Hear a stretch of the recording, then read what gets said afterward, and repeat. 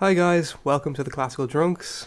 I'm Aaron, I'm here with Manny. Manny, say hi. Hey, a resident consultant in French shenanigans. Especially cuisine.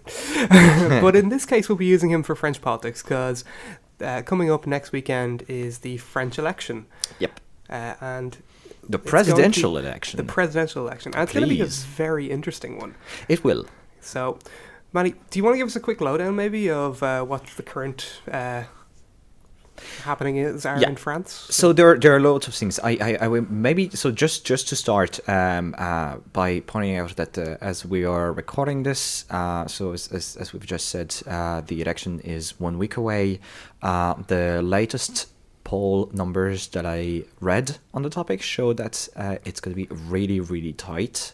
So if you're not already aware of it, the French presidential elections, it's a 2-round election. So first you get to choose whoever you want among 10 candidates, and then only the 2 that are ahead are picked for the second round, and you get to choose between the 2 remaining. So for the first, but at least for the first round, what's to my knowledge absolutely unprecedented is that the four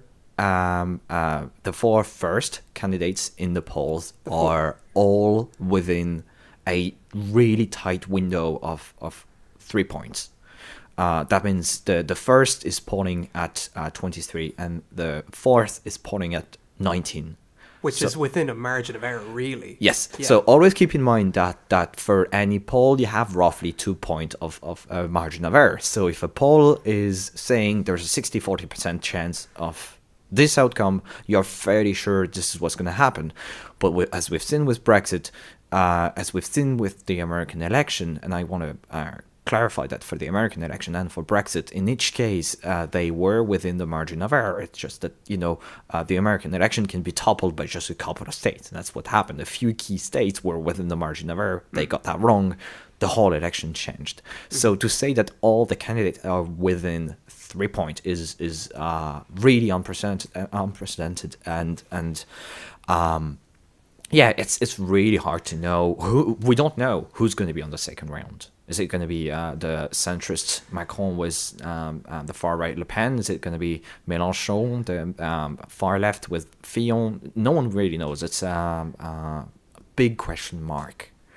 Do you want to kind of talk a little bit maybe about what's led to this kind of unprecedented political upheaval where we are having kind of moderates versus more kind of extreme ends of the political spectrum, like fairly digging it out, for the top spot, presidentially. Yeah. So maybe first, very quickly, the 4 main candidates are in order on terms of polling results. So you have Emmanuel Macron, who is new political force. When I say new, his political party did not exist a year ago. Wow. He's a former minister, minister of economics affairs. He's so he's let's say moderate center left. Polling and he's forged some alliances with a lot of people from the center, the traditional center. The second in order would be Marine Le Pen. So she's far right, established far right, although she has transformed, and probably would have the opportunity to talk a lot more about it. She's transformed the political landscape inside her own party, and so the National Front is very different to what it was 10 years ago in that regard, which explains why she's polling so well. She's really transformed, and from a entrepreneurial perspective, she's succeeded. She's turned a party that was a minority party, polling at 10% tops, and made it the second political force in that election. The third is Jean-Luc Mélenchon, who's a well-known figure in the far-left French politics. He's run as a president already in the past. He traditionally comes from the French Socialist Party, which is the main left-wing party. You can think of Labour here in Ireland or in the UK. Except maybe a bit more to the left. He's more to the left, but he comes from that party. He was an elected official from that party in the past, and now he has his old political movement, and he's pretty much cannibalized the far left and the communists, and he is drawing all that kind of far left fire on his own. And he's polling third, which is again really unprecedented in that regard, because for him to do just 10% was already a big bet. Like I would have to check the numbers, but as far as I can remember, in 2012 he did roughly 10%, and I'm being generous. So that's a huge bump for him. The fourth candidate in the polling, as we have now, is François Fillon, who is from the mainstream right party. He was the prime minister under Sarkozy, so he's kind of from the same, from the same ideological background. You could say it that way. And then I'll just mention quickly the fifth, because I think it's very relevant when we're talking about the French Socialist Party, the equivalent to the Labour Party. So the fifth candidate is Benoît Hamon, but he's barely polling above 7%. Keep in mind that the current president, François Hollande, is from the Socialist Party. So it's a really, and he won that party won the last election, had total control over the different institutions, the Assembly, the Senate, etc., and now is in shambles. They're barely polling above 7%. So it's a huge slap. So the first three candidates are not the two candidates from the two traditional parties, and since France is in practical terms, bipartisan country, in its political landscape, that's new. That's just mind-boggling. Mm-hmm.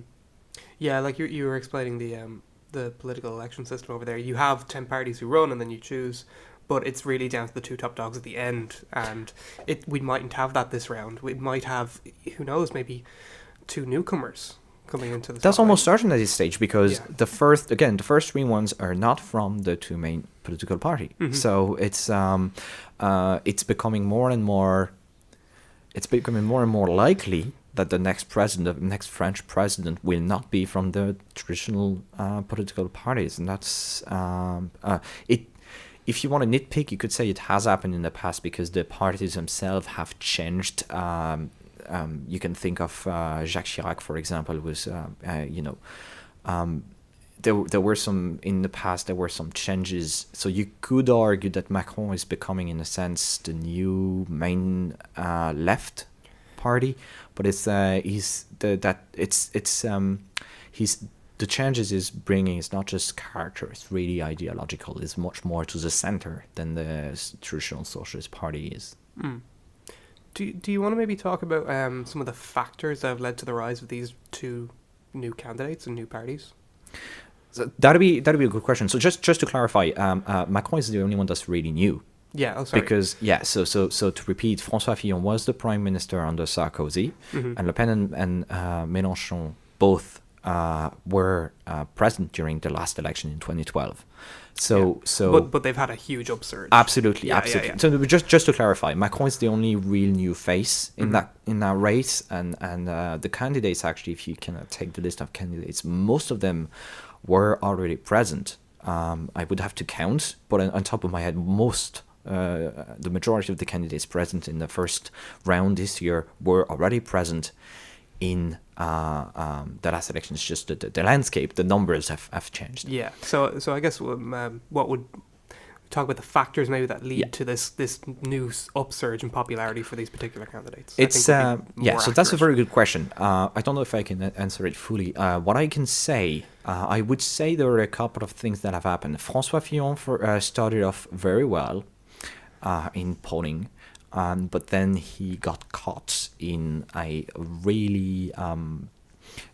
there was a scandal concerning his wife. The fact that he had hired his wife in the past for, I want to call it a fake job, because it's essentially what has happened. And that just tanked him straight away. So that explains why he's not doing as well, because he, in a lot of regards, was bolder than Nicolas Sarkozy. And I think that in today's terms and in today's political climate, it would have probably worked very well. The French are politically kind of at the end of the rope.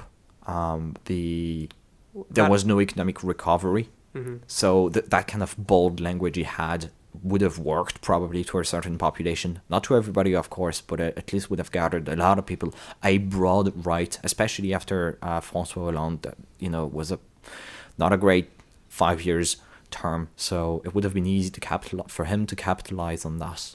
By the way, can I just mention, I love how François Hollande had like multiple different mistresses in his one. Term. I'm sorry. Wait, no, didn't he kick out his wife from the palace? Yeah, but that doesn't count as a mistress. Oh, I'm sorry. And then he invited in his new mistress, wasn't it? I love how that's not even a political scandal in France. That's wonderful. It was, but only a minor point. Oh, it's just minor. Just minor. Yeah, we are more evolved, so we do care more about ideas. Yeah. No. If that had happened over here, that would be all over the newspapers, I would feel. But that I just find that hilarious and wonderful in a way, wonderful. But I will not comment. François Hollande's habits. But obviously feel on what you were saying, paying your wife for a job that doesn't really exist. Yes, that's definitely a scandal. And it's definitely really I'm honestly, the reason why he's not doing so well, to me that's the single reason that you need to look for. He started off quite well in the polls, and I would say a lot of people have probably saw that and were like, well, maybe let's say people more on the fringe right, not necessarily National Front, but who were like, I can't do that, so I'm going to go for Le Pen. And maybe some people more on the moderate side would say, well, I can't do it, so maybe I'll go for Macron. That's actually when you can see Macron really taking off. So you think that's kind of that was the beginning of where the surge came from, really, for these? You can see a transfer happening at the time. Le Pen has remained relatively stable over the course of the last few months. She's taken a little bit at times, but she started off strong, and she hasn't gotten the type of surge that you saw from, let's say, Mélenchon or Macron. Both really did not start at the numbers that they are facing today. Yeah, that's for sure. So, getting over to Mélenchon, because only in the past few weeks has he really started to surge in the polls. Do you think there's a good reason for that, or? I would say what. So you had a primary inside the French Socialist Party. Was a little bit of a shit show at times because the current prime minister, essentially, had quit the government. Said, guys, I'm going to run for the primary, but it was very unpopular inside the Labour Party. So you probably heard of him, Manuel Valls, who had a bit of some authoritarian methods inside the government when he wanted to pass something, and the assembly wouldn't let him. He used some kind of French legal trickeries to kind of force it through. That was really not well received at all by the main the left, generally speaking. And I would say more broadly, what has happened is the left voted for Hollande with a lot of hope for change, and he hasn't delivered that at all. Whether you like or not what Hollande has done, and I like some bits, I dislike a lot, but you have to acknowledge the fact that he was not elected to do what he did, and that hasn't that the mainstream left really is not okay with this, and I think that's what happened. So that explains in part why is Benoît Hamon doing so poorly in the polls. That also explains, and what you see is Macron. So Macron was one of François Hollande's minister, and now is running with his new political formation, and as I said, he's more moderate, more on the center.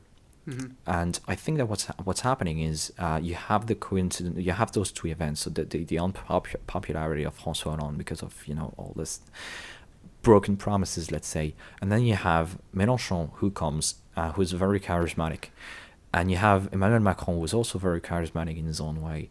So you have essentially the French Socialist Party, and Benoît Hamon is not very charismatic, I have to say. So you have that split, a split that's happening today. The more radical half is going to Mélenchon, and the more moderate half is going with Macron. Okay, so it's a bit of a combination of just a bad candidate mixed with kind of broken promises by Hollande. I wouldn't go as far as to say that he's a bad candidate. No, Yeah, no, I know what you mean. yeah. No, it's in the sense of he was not up for the task. Yeah. Especially after 5 years of Hollande, it was a really hard sell, and probably in other circumstances. I mean, if you remember, François Hollande was never someone who was charismatic, never had really much of a revolutionary program or anything really going for him. His platform for 2012 was, "I'm not Sarkozy." Okay. And that's what he was elected on. And that's where the disappointment came. I think that's what Hillary wanted. I'm not Trump. That's what her platform was, but it didn't work really in the end. Hillary's platform was, I have a vagina, vote for me. That too. She had a few little mini things for going for She had a couple of things, but essentially, yeah. But so what's happened is Hollande was like, "I'm not Sarkozy. That's what I am. That's what you vote for me." And he did 5 years of Sarkozy. Yeah, he kind of did go back on... with a couple of things there and there. He did gay marriage, brought him, that bought him a lot of political capital, but overall, he did more or less 5 years of soft version of Sarkozy because of economic constraints, because of a lot of things. We can that'd be worthy of a whole podcast, but that's the fact of the matter. And that did not go well for the French voter. Yeah, the left, average left-wing voter. Absolutely. Like, I don't think, again, I'm not an expert on French politics, but like everywhere in the world hasn't gone through the best 5 years, I would say, in economic terms. So, you kind of have to hand it to them that, it hasn't been great for politicians in the last 5 years who've been, in the middle of that. So the last 5 years have been very interesting because actually the recovery came in. If you look at the numbers have been going better for a lot of countries. Think of America, for example. 2016 was a very good year for America. Wages went up, economic growth. So for example, in America, for a long time, you had a little bit of economic growth reduction in unemployment. But for the first time last year, really wages went up. You have a lot of countries that are doing quite well. Ireland is a full-blown recovery as we speak right now. Unemployment is falling through. Germany doesn't have unemployment. Japan is so little unemployment right now. They actually are starving for. They can't recruit. They were just publishing numbers recently saying that essentially for 3 candidacy they have 2 unemployed. Yeah. So you have in a lot, and every time is kind of specialized, but you have an overall economic outlook that's not so bad. It could be better. I'm not going to say that everything is gloomy and everything is perfect, but the last 5 years have shown an improvement. Oh, absolutely. Not in France. But not in France. And we think we know that's because of their kind of more restrictive policies on business. And it's due to a lot of factors, but that explains that without getting there yet, but at least it does explain the resentment. That's what I say. That's why I said that the French are kind of at the end of the rope. The economic crisis was almost 10 years ago now. And we had a recession and we never really had a recovery. Yeah. That's what happened with France. If you look at the numbers, you have a dip in the numbers for the crisis, but then it stays, I don't want to say flat, but almost. The kind of economic growth that's happening in France right now is not enough to create a positive dynamic.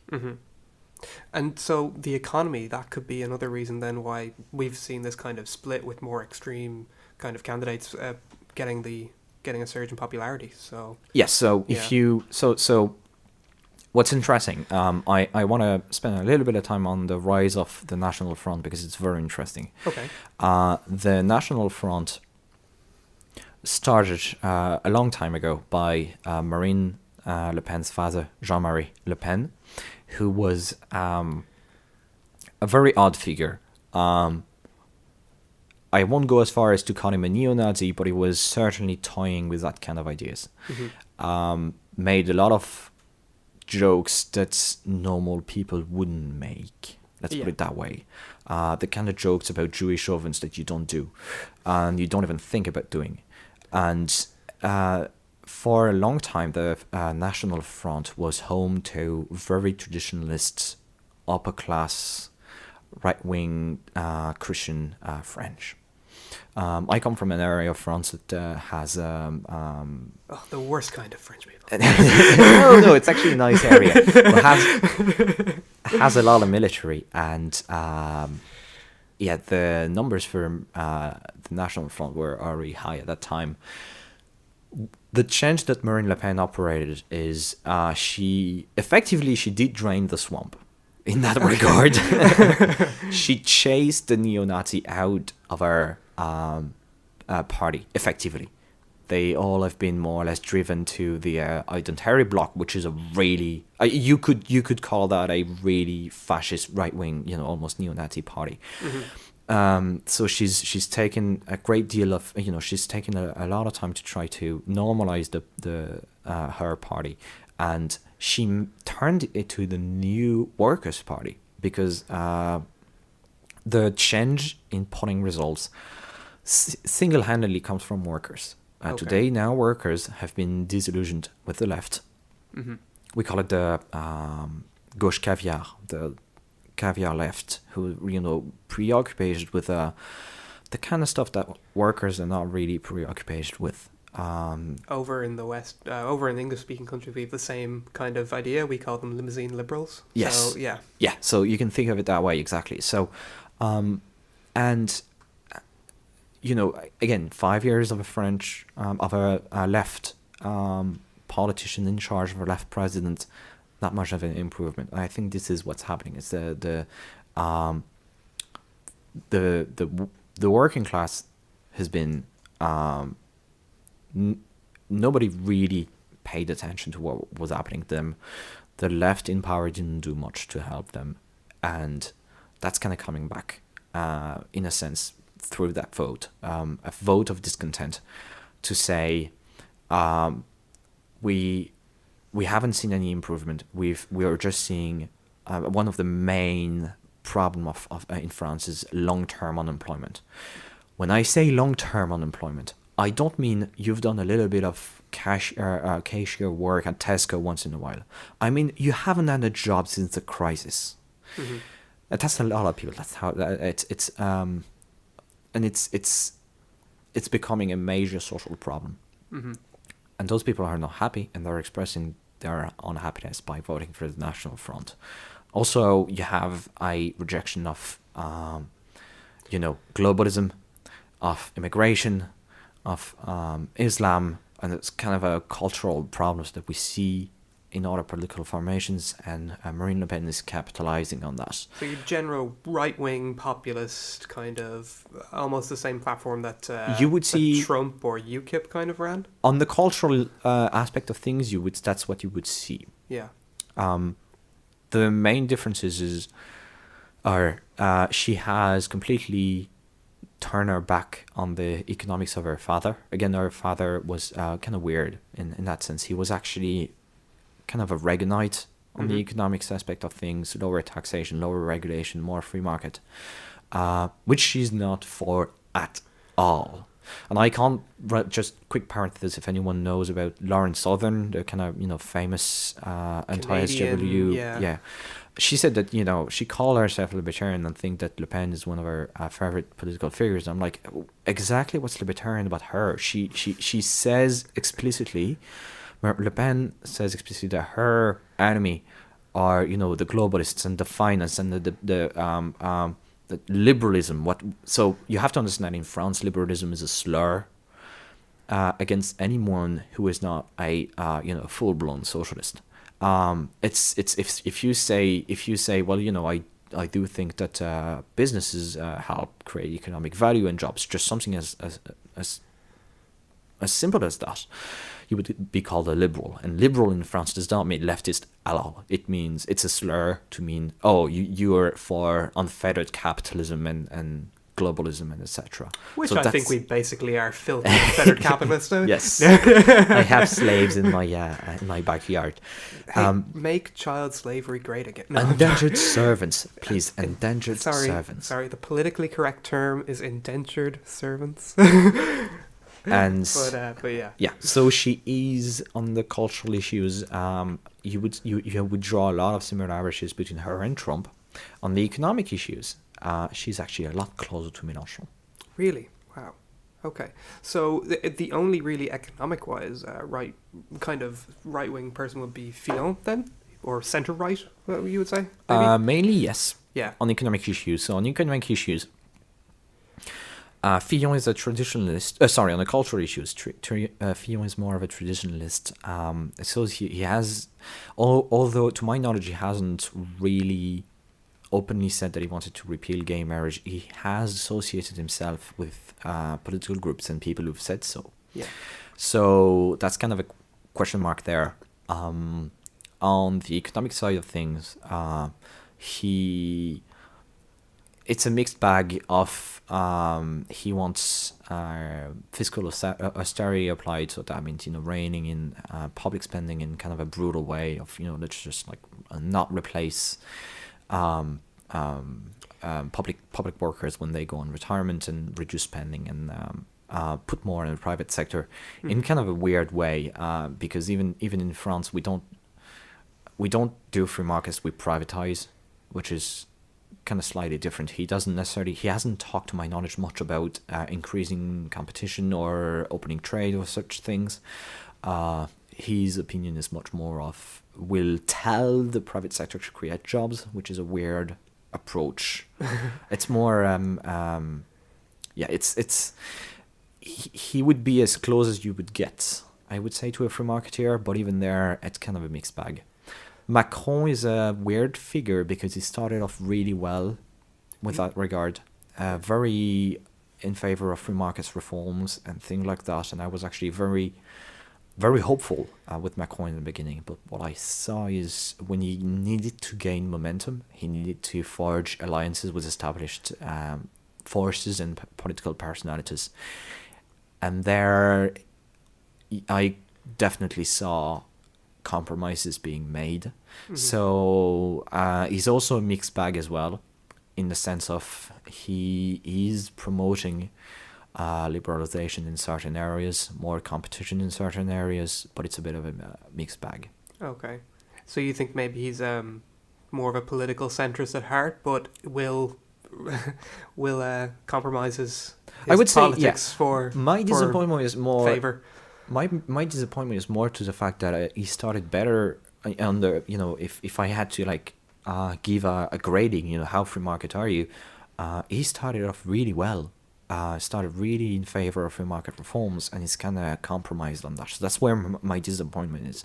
Other than that, in absolute terms, for someone who's more center left, I would say it's not bad. It's much better than what we've had. He has a couple of interesting reforms that if he is elected, I would hope to see get put in place. But it's France really at heart. There was this joke that when the USSR failed, the last communist country was France, and I think that to a large extent it says something about our culture. France is a very authoritative when it comes to its economics. So even when we say, and I'm doing air quotes, liberal or capitalism, what we mean is kind of state-guided corporatism. So it's never really obvious to say if it's a good or a bad thing. So, do you have any idea? Do you have any kind of idea who might a favorite who you think will get through, or do you really think it is just too close to call? I would say I can. Well, there's descriptive and prescriptive. I cannot make any bet because it just is too tight, and there are just so many question marks when it comes to how people will vote in the second round, depending on who gets elected. If you have Mélenchon versus Macron, how are Le Pen voters going to vote? Because Macron embodies everything they hate. Everything is for he is the French Trudeau in a sense. I think there would be an accurate comparison. Young, handsome, kind of centre left. He is. We don't have pictures, but he is very handsome, I must say. Over Trudeau anytime. Yeah. So he is the embodiment of a globalist. He is the embodiment of everything that kind of alt-right, new far-right hates, for sure. If it's Macron versus Mélenchon, how are Le Pen voters going to vote? Or for that matter, what about the other way around? Yeah. Because if it's Le Pen versus Macron, where is the loyalty of the Mélenchon voters going to be? Because you cannot spend... We've seen exactly what's happened with Bernie Sanders during the American election, where he spent months and months railing against Clinton.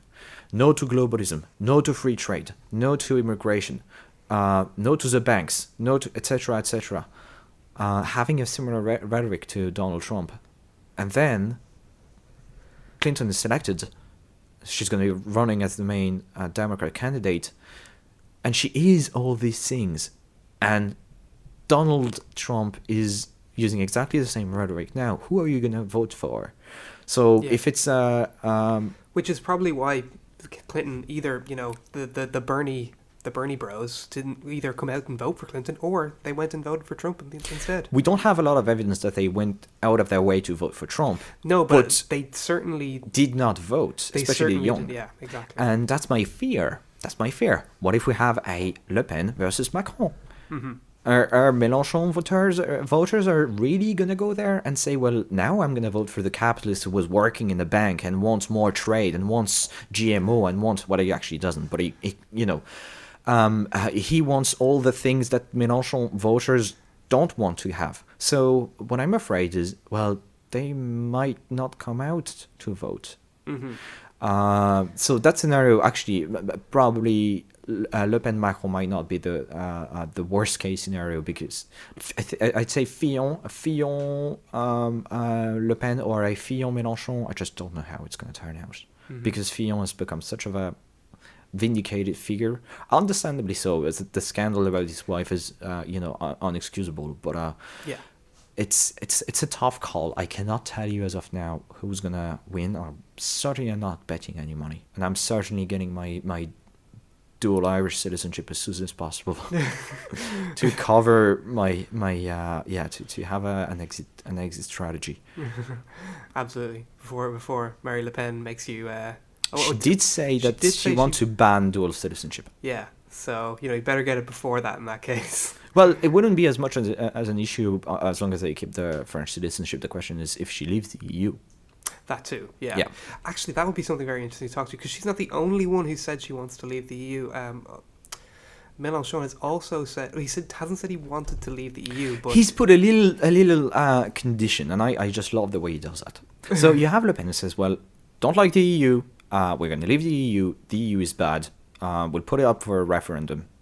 That's actually what she said. She said, well, if I'm elected, I'll organize a referendum to leave the EU, and let the people decide. Fair enough. It's clear. It's wherever you fall on that question, at least she's honest. Yeah. Mélenchon is a bit more pernicious, because he would say, well, I don't want to leave the EU. I just want to be able to do these things, and he gives you a list. He wants, for example, to be able to print money for all his generous programs. Going to need a lot of public spending, a lot of investment that just completely are not allowed by the treaties that France is bound to. Yeah. So he's saying, well, I want to do these few things, and if you don't let me do these, I'm going to leave the EU. But really, I don't want to do it. It's kind of like saying, well, I don't want to. I'm okay having a dog, but if he barks, I'm gonna kick it out. Mm-hmm. I'm like, but don't get a dog. Yeah. Be honest. Just say you don't want to get a dog, because part of being in the EU means you have to respect the treaties that we have signed. And if you don't like these, just be honest and say, I'm gonna leave the EU to be able to enact my program. Yeah. It's not honest of him, and I think it's just that's just his way of not publicly saying that he wants to leave the EU, but effectively that's what it translates to, because his list is just Germany is never going to sign on this, and nobody contests that. And if France does, and if one of these candidates does get elected and France does leave the EU, it could spell the end of it. Well, certainly almost will spell the end of the EU. It depends, because as of now, France is becoming an economic deadweight in the EU. Very little, if any, economic growth at all. Still no balanced budget. We were digging the numbers on unemployment. France now has a higher unemployment than the European average. It's at 10% and it's not going down. It's just not improving. France now is not driving. I can understand the political aspect of it, but France is a political and economic deadweight on the back of Europe. Think of the different questions that were raised on military issues. The idea of maybe we should have a European military. Who's opposing that? Who's constantly saying, nope, we want to keep sovereignty on our military? It's not the Germans. It's not the Italians. It's the French. The French don't want to surrender their military. They don't want to surrender any kind of political power to the left and right. It's not just, but if anything, Le Pen and Mélenchon have some, honesty in there to say, look, I don't want to have to respect what the European Union is telling me to do. This is the program I want to enact. Period. And there is I would say, a certain hypocrisy there from the French, generally speaking. If you want to be part of the EU is not a finished project. So and I certainly don't root for any camp, because I really think I'm 50-50 split on that question. But either way, the European Union right now is stuck between two contradictory, in an unstable, unmaintainable position. It either has to step back or double down, but it's not going to be in the middle. France is not going to allow to double down. Right, and so something I just found quite interesting, I just want to ask you personally about. You're choosing not to vote in this election. I'm choosing not to vote in this election. Choosing not to vote in this election, and that's because you don't feel you're going to go back to France and it won't affect you. Well, yeah. So it's I would say it's a principled argument to say the role of the president is especially in the French super hyper presidency or quasi monarchic regime. The president wields a lot of power. So the executive branch in France proposes legislation and sends it to the legislative branch, who's going to amend and vote on it. So we have the parliamentary election that's a month away. It's a month after the presidential election. That's the legislative branch. Having a government, if I vote for a certain government, it means I have a say in the laws that are going to be enacted and that are going to affect the territory. That those laws are enacted in France for the French territory. It does not affect Ireland. Does not affect the people here. I'm bound by Irish law. I'm not bound by French law. And I know I'm not going to be bound by by French law, in the next 5 years. It's very unlikely for me to come back to France in the next 5 years. I just, morally speaking, I actually feel compelled to stay at home, because I'm like, I am not going to go through the consequences of what's going to happen in France in the next 5 years. So I don't have a say in this. I can talk about it if I want to, but I don't feel that I have a moral right to go and vote, knowing that I'm not going to have to go through the consequences of that vote. I'm not going to have to take responsibility for what happens after. Fair enough. That wasn't really much to do with the French election. That was just more something I found quite interesting. But I think that kind of wraps up our little conversation on the French election. Obviously, I was very quiet in this episode, but that's because I'm a complete noob when it comes to French politics. Well, yeah, and in fairness, there was a little bit of an imbalance of knowledge. Yeah. On that specific topic. This is understandable reasons. Yeah, exactly. But I would like to thank Manny. He actually was pretty awesome in this episode, so fair play to him. Thank you, Aaron. And we will see you guys in the next episode. Yeah, don't forget to subscribe and don't forget to subscribe and thumbs up and comment and favorite and all of those things. Yes. Awesome. Thanks. Bye, guys. Bye-bye.